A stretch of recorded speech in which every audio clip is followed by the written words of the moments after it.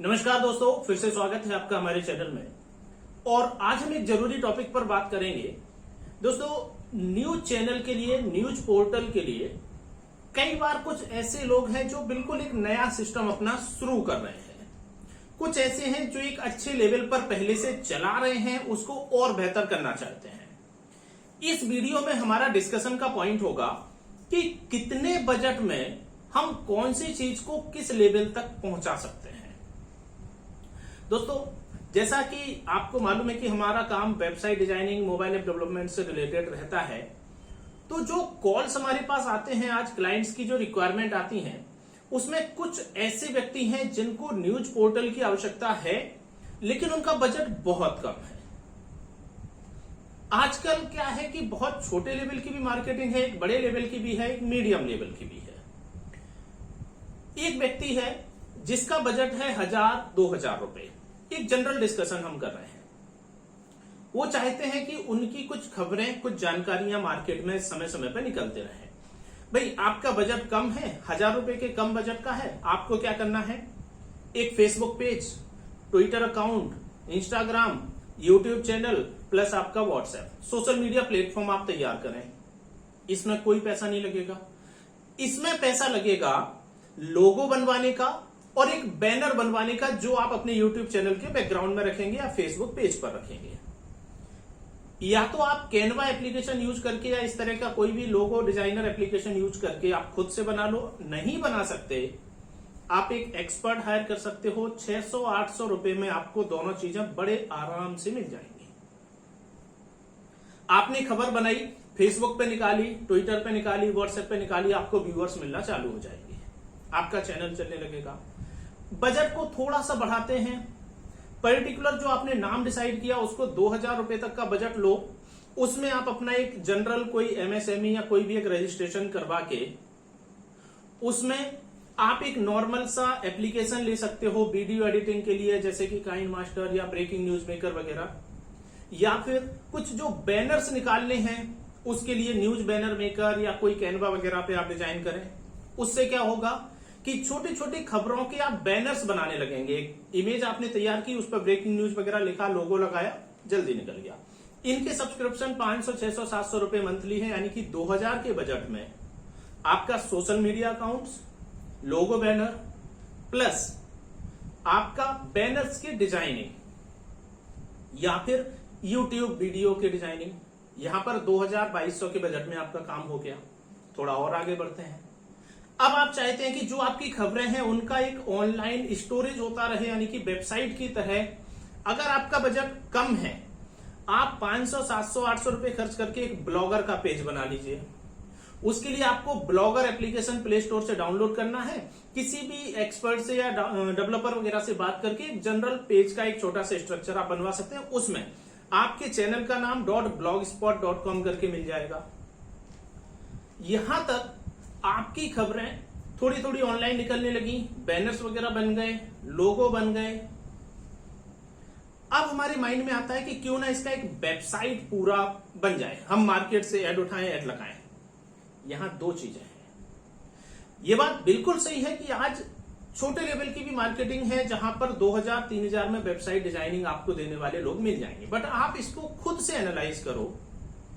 3000 रुपए में वेबसाइट अगर बनेगी, उसमें व्यक्ति को डोमेन भी देना है .com, होस्टिंग भी देना है, अपने डेवलपर से वेबसाइट भी बनवानी है और साल भर आपको मेंटेनेंस भी देना है। अगर उस व्यक्ति का डोमेन में, होस्टिंग में 2-2,500 रुपए खर्च हो गया, उसके बाद वो 500 रुपए या 1000 रुपए में भी बचा के ले, चाहे जितनी छोटी होस्टिंग दे दे, कितनी छोटी होस्टिंग होगी वो आप खुद समझ लो।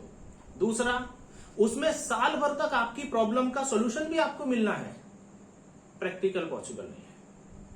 2-3 हजार के बजट में वेबसाइट प्रैक्टिकल पॉसिबल नहीं। अगर आप एक सर्विस चाहते हैं तो सिर्फ बना के उसको छोड़ देना है, वो बात अलग है। यहां पर आप अगर एक एप्लीकेशन या वेबसाइट की सोच रहे हैं तो कम से कम 8 से 10 हजार तक का बजट सोच के चलना पड़ेगा। क्यों?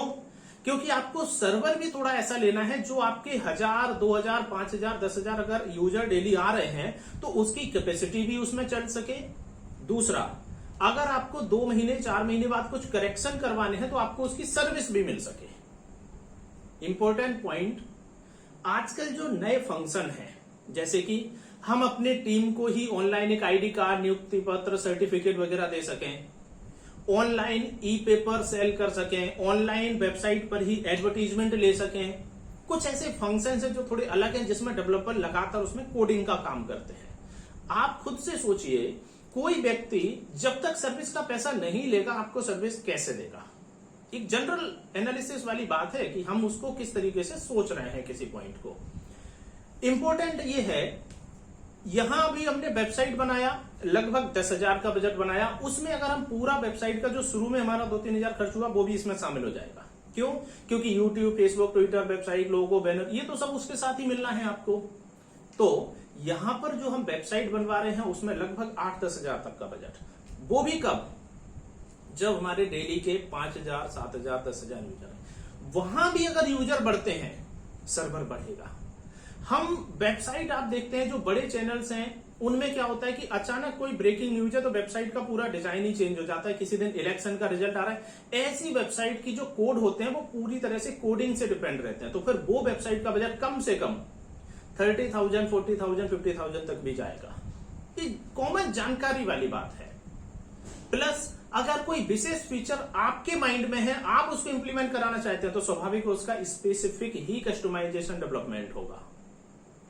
इन टोटल अगर आपका बजट 1,000 रुपए से लेके 15,000, 20,000 तक का बजट है, तो बहुत आसानी से एक बेहतरीन वेबसाइट, एप्लीकेशन, आपका रेगुलर उसको अपलोड करना, रेगुलर शेयर करना, इसका पूरा प्लेटफॉर्म आपको मिल जाएगा। लेकिन छोटी छोटी चीजें आपको समझती रहने पड़ेगा, वो भी खुद से। उसके लिए भले ही आप YouTube पर सर्च करो, ऑनलाइन पढ़ें, किसी से सजेशन लें, ये बड़ा जरूरी है।